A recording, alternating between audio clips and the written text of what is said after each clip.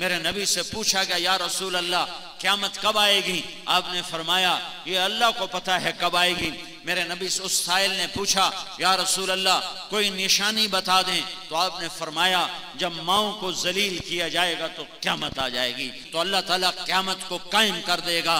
वो ये क़यामतें हैं कि आपस में खून गिरेगा और जुल्म सितम आम हो जाएगा और हालात की चक्की हमारे खिलाफ चलना शुरू हो जाएगी। जमीन आसमान की चक्की हमारे खिलाफ चलना शुरू हो जाएगी।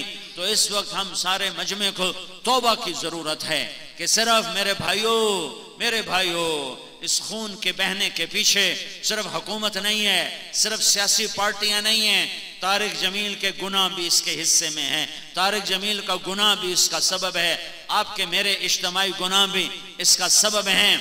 मेरे नबी ने मेरे हजरत अम्मा आयशा से पूछा गया, अम्मा जान ज़लज़ले क्यों आते हैं? तो हजरत आयशा ने फरमाया जब मौसीकी की महफिलें सजाई जाती हैं, जब गाना बजाना आम होता है और शराब खुले आम पी जाती है और जिना बेगैरती के साथ जिना किया जाता है, तो अल्लाह ताला जमीन को हिला देता है और उसे खिसका देता है। जब जिना बेगैरती के साथ किया जाता है, जिना करने वाले को नदामत नहीं, न मर्द को न औरत को, शराब पीने वाले को नदामत नहीं और जुआ खेलने वाले को नदामत नहीं और चरस बेचने वाले को नदामत नहीं और हीरोइन बेचने वाले को नदामत नहीं और डाका डालने वाले को नदामत नहीं और कत्ल करने वाले को नदामत नहीं। तो मेरा अल्लाह नाराज होकर निजाम को उल्टा देता है। इज्जत तो खजल फै उदुवला, एक हदीस भी सुन लो, जब हुक्मरान कौमी खजाना लूट लेंगे, वल अमानत मगनमा, जब लोग अमानत खा जाएंगे, वल ज़कात मगरमा, जब मालदार लोग ज़कात नहीं देंगे, व तुउल्लिम लिगैर दीन, जब उलमा भी दीन के जरिए से दुनिया कमाने लग जाएंगे, व अता अर्रजुल ज़ौजतहु, और लोग बीवियों के फर्मा बरदार होंगे, व अक्का उम्महु, और माओं के नाफरमान होंगे। हाँ, माँ की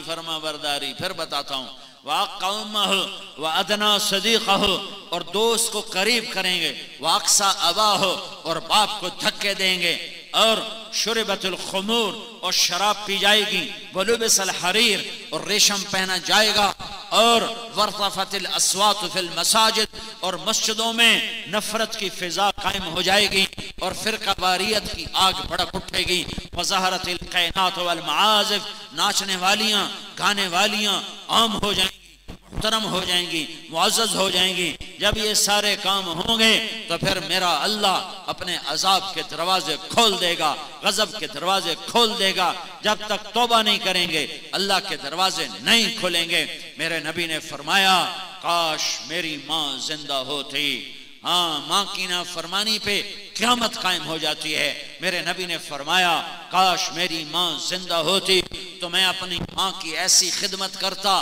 कि मैं इशा की नमाज के मुसल्ले पे खड़ा होता और सूरत फातिहा पढ़ चुका होता, और इधर से मेरी माँ मुझे कहती बेटा मोहम्मद, तो मैं माँ की खातिर नमाज तोड़ देता। ये मेरे नबी के अखलाक हैं। और हमने क्या किया? एक दूसरे के खून के प्यासे हो गए।